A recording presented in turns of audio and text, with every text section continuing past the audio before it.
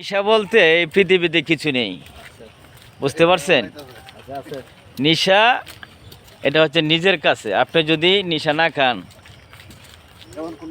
এমন কোনো পাপের বেটা নেই যে আপনাকে নেশাখোর বলবে এবং নেশা খাওয়াইতে পারে।